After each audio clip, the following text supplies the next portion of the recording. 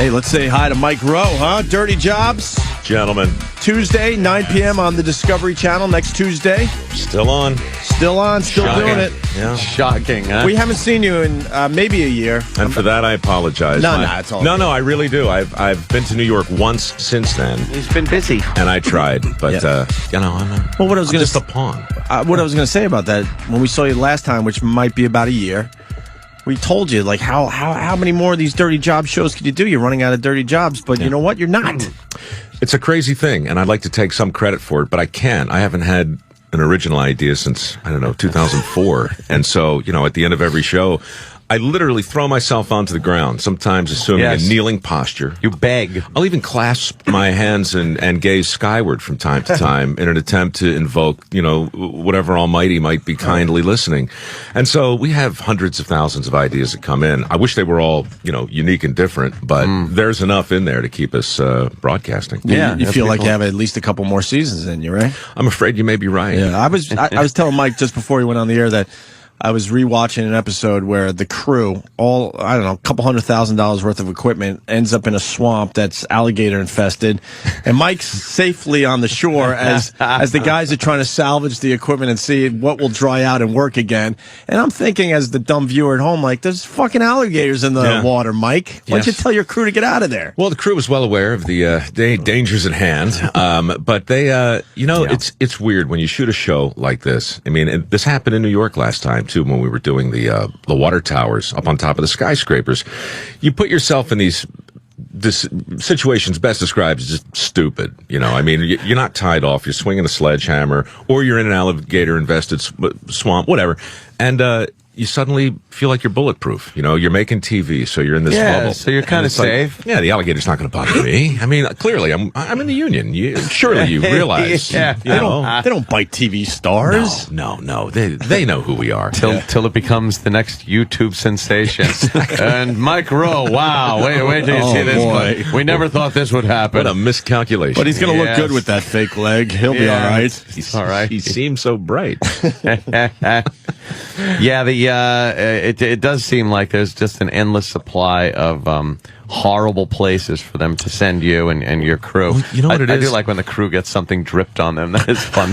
That is fun. Not so much just a deluge, but just a little bit of gack from whatever you're doing gets on your camera guy, and you see him kind of wiping himself off. No, you know what? Annoyed. That's a really interesting point. Sometimes a touch of gack is more effective than a waterfall of disappointment, because you can see it there on your garment, quivering as the afternoon sun catches it, and it's like, my God, you've been truly soiled in a relatable way. Yeah. What is the thing with the mattresses? Because they teased it before the break.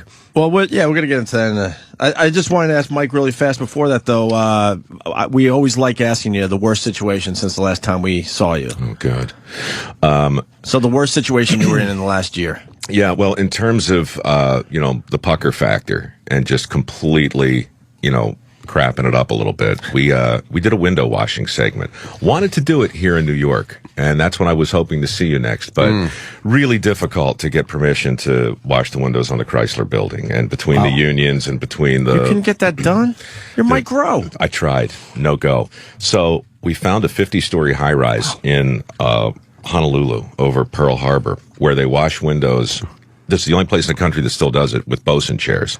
So you basically sit on a 2x4. All right. It's like the girl in the Cadbury swing, and you crawl off a gantry train on the top of this building. You get your ass in that little tiny thing, and then with a squeegee and a bucket of suds, you rappel down this building with these 4 or 5 Hawaiian studs who just have no fear. And I mean, it's the first time one of my camera guys actually took a pass. Said, I'm not going. Wanted to, just couldn't. Now, is it a rope or is it a metal chain? Straight on. You got a carabiner. You've got your basic. It's a rappelling job. It's basically mountaineering, except you got a squeegee and suds and windows in front of you that are 150, 160 degrees because they're right in the sun. And it's one of the hardest, most distracting, no bull crap. Jesus, you got to be kidding me, jobs ever.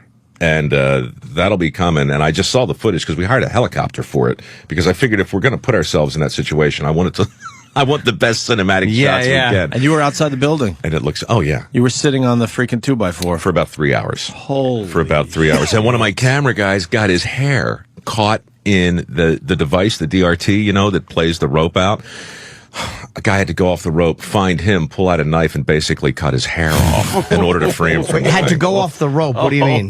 He came off the I'm roof. getting nervous. This is uncomfortable. It was Troy, my blonde-haired mute cameraman, who's good old just Troy. pinned to the side of the building with his hair all just pulled in to this release mechanism. And so one of the window washers got in the elevator, went back to the top of the building, rappelled down, got Troy, pulled out his knife, and cut Troy's hair off. Every year, window washers who do this in this setup, in these bosun chairs, get scalped because their hair gets caught in this device. That's why they all shave their heads now. Fix it. So that's coming up, and that's going to be good. So wait, is there a back on this fucking thing you're sitting on? No, like picture this chair with no back, and instead of the nice webbing that your ass is on now, just an old 2x4, 2 pieces of rope Why coming can't they make through it holes. comfortable, at least? You know, I think the willingness to suffer ultimately engenders a level of pity in the employer, which leads to the ability to charge a higher rate. Were you scared? Sure. I made a high-pitched little girl type sound twice. How do you get off, like, when now you're in the chairs behind you? Yes. Do you put it on your ass and then just start going down the building? That is an excellent question, and I didn't ask it until I realized that the answer was not what you just described. And here's the moment of crisis. You get on this gantry train, which is on the roof, this crane, and it extends. So you're standing on mesh, all right, and you're looking straight down 500 feet. The lip of this crane is smooth and round, and you lie on it, okay? Now you're on your belly. You've already put the swing down, and it's dangling maybe 3.5 feet below you. You take your arms and you grab onto this piece of lipping that's over it, and then, and here's the moment, you throw yourself over, hanging on with your hands. Now you take your feet and you put it on the swing, this little piece of wood. Then you grab the rope that holds the swing, and then you very slowly get your ass in the swing. What's the mortality rate? 50%? It's actually, believe it or not, it's statistically safer than the scaffolding. After all of the safety and all of the routines that are normally applied, you still have, all that scaffolding weighs a lot. How do you hold the bucket onto the thing? It's tied into one of the holes next to it, so that dangles. And your squeegee's in the bucket, that dangles too, and you wrap it around your wrist so you don't drop it. But once you're in, and once you get it, it's actually, it's art and science, man. Because these guys, there's a whole feathering technique you do with the squeegee, so you don't leave trails. And they move at something like the speed of light because they're racing the sun, which is at your back. So the deal is, once you slather up the window, if you don't squeegee it properly the first time, it streaks, so you have to do it again. There's 6 of you in a row descending down the face of this crazy building, and you go pretty much as a group. And that's how you work your way down. How long does it take you to do one side all the way down? It took me about 4 months. These guys can do it in about an hour and a half. That's amazing. Oh, And they're not afraid of heights at all. they're afraid of widths. Really? The heights are no problem. And you've heard the story that happened here in New York, the scaffolding that fell like 50 stories, and the guy, survived it. Yeah, amazing. Unbelievable. Yeah, his brother was impaled. Oh yeah, his brother on a fence. didn't make it, obviously, but Yeah. the one dude did. No, I mean, to this day, when people talk about height type stories and, all of this stuff, it's always back to New York with those water towers. That's the segment. We got more mail on that. What was the water tower? I didn't see that one, Mike. You know those big water towers on top of the building? Sure. Yeah, you see They those use big this- wooden water towers. Yeah, what's the job there? Well, you don't see these things till you look for them. And once you look for them, you see them everywhere. Yeah. But the job is they're all 100 years old, and they're made of wood. And any building in Manhattan over 6 stories gets their water from these gravity-fed towers that are on top of the building. And eventually the wood rots. So to replace them, they take all of the wood up to build a new one. They turn the water off for a day, and then they build this thing literally in midair, piece by piece. So they're carpenters that are also acrobats. And they're up there swinging their sledgehammers and drilling their stuff at the speed of light. And I'm telling you, it is amazing. At the end of the day, there's a tower where there wasn't. And if there's not, there's no water in the building, and the health department comes out and somebody gets fired. So what do they put to between the water and the actual wood? What do they coat the wood with or keep it to keep just from rotting immediately? It's treated probably with the same crap you put on your deck, wow. something like that. And then there's a standpipe under the tower itself that feeds into a main. And it's from that, any building less than 6 stories doesn't have, enough gravity to allow you to pump it up. So you have to put it on top. Right. So all the buildings have them, but it's really beautiful. Next time you're up on the roof, you really check out the skyline. You'll see these things Oh, yeah, everywhere. they're everywhere. How long do they last before they have to be replaced? And why? And one more question: why don't they make them out of metal? Because they don't make them out of metal. Because believe it or not, the wood actually lasts longer if it's treated properly. There's no rust. There's no. Oh, right, okay. You don't But have you to see treat some it. of those things are ancient. They're up there. ancient, Yeah. and there are only 2 companies really in the whole city that deal with them. The one I went with was Rosenwalk, I think. They build them all from scratch. They put them up, they take them down. It's an amazing team. What was of your guys. job that day? Not die. Not to fall over the side. Yeah, it's the same job as all the time. People have become familiar with the show, so they know to kind of look out for me. But for me, it's the first day of work every single day. Yeah. It's Groundhog Day in a sewer. I got to ask you about New Orleans. Yeah. Get a little serious for a moment. I mean, what was that like? Because you did a few dirty jobs down there, going into these old houses. Yeah, it was interesting and for me. doing some demolition and whatnot. Well, about a month and a half after Katrina happened, a lot of people started to call and say, look, we should go down there and do this. And I was personally just very hesitant. I didn't think that, we needed to see another fake journalist standing proudly in the rubble, saying, I'm here to help you. I mean, come on, this is bull crap. They all went away very quickly when it wasn't a story anymore. Exactly. So a year and a half after it happened, we went down, and it was amazing because at that point there was a huge lull in the press, and it really looked like Beirut. I mean, there's just nothing going on, and I hooked up with a group of guys from Ohio who had come down and had been volunteering for months, and we gutted a house, and then we gutted another one. And then I went home because that was the end of that day. And I said, what's the plan? And they're like, we'll be here for a year or so. They're probably still down there. Really? You know what? I mean, deep down, I'm somewhere between a realist and a pessimist. But honestly, you go to a place like that and you see these guys coming in from all over just because, because they want to. And, good on them. There's some decent souls out there, actually. Will they ever clean that? No. They won't, right? I don't think so. Yeah. I mean, look, it'll get cleaner. And I suppose sooner or later, all things but can there's come going to just back, be hundreds and hundreds of houses that they never touch again. The problem is when you start to look at percentages of people coming back, you start to feel pretty good when you see it go from 5 to 10 to 20. And then it kind of bottoms out around 25. The reality is that's not enough to turn the grid back on. You can't have 50% people leave LA, for instance, and then come back and have everything be cool. It just doesn't work. You need to come back for real to justify all those city services. And they can't even get the towers built. And that's what the entire city wanting. It's like people don't give as much a shit about New Orleans as they do about New York. It's just a reality. Yeah. And if you can't get it done in fucking ground zero, they're not going to get it done in New Orleans anytime soon. So you could just wander around. It's like a ghost town now in certain sections. Well, I mean, that was not a year and a half ago. I mean, the show keeps airing. I haven't been down there in nearly 2 years, so I can't speak to it directly. But I can tell you that walking through, I mean, it's not like, geez, what happened to that house or that house? It's like that block. It's a do-over. And then 40 blocks like it. Wow. And you're just like, what in the heck? I chartered a helicopter when I was there when we were done shooting just because I really wanted to fly over and see it. And I mean, it's just stop your heart, man. I mean, it's unfathomable until you get it from that angle. Amazing. One question I have. When you bit the balls off the sheep, I mean, I love that we keep him around for the segues. Well, You don't get it.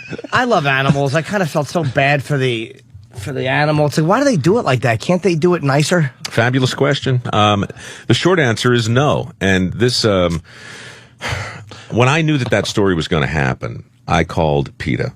And I wanted to understand what the right way to do it was. And they described in detail what I should expect if it were done properly. It involved rubber bands placed over the scrotum of the animal. The rubber bands constrict the flow of blood, and a couple of days later, the testicles fall off. Okay, so I'm like, all right, that sounds horrible, but at least it's something we can put on TV. Well, we show up there, and I get on a horse, we get the sheep all together, the farmer comes over. I'm like, okay, we ready to go? He says, we're ready. His wife, Melanie, picks the sheep up, puts it on the post, spreads its legs. Albert leans in, reaches in his pocket, and I expect him to pull out one of these rubber bands. Guy pulls out a knife, cuts off the end of the scrotum, and within a second exposes the testicles, which look like these little pink thumbs coming out of nowhere. And then before I can even get my head around what I'm seeing, he bends down and bites them off and spits them into a bucket that I've been holding. And they make a sound like when they hit, you know, and it was that sound. It was like hitting the bottom of the bucket. So I stop and I say, look, man, cut. I mean, I never say cut. Dirty jobs, just take one. Yeah. But I'm just like, cut. I'm like, look, you can't do this, you know. And he's like, what are you talking about? This is how we do it. And I said, come on. You know, I figure he's just trying to do something outrageous to be on TV. Yeah. So he goes, you want to do the rubber bands? We'll do the rubber bands. And he demonstrates. Well, here's the thing. This sheep takes about 5 steps, falls down, gets up, staggers around, falls down again. Now, Jimmy, if you're an animal, this would break your heart. It crawls off in a corner, sits down, and just starts to shake. And I say, Jesus, how long? How long does this go on? 3 days. 3 days before his balls fall off, right? Meanwhile, the one he had just orally removed, right? It's just walking around, you know, no bleeding, bleeding stopped, nursing, you know, like it never happened.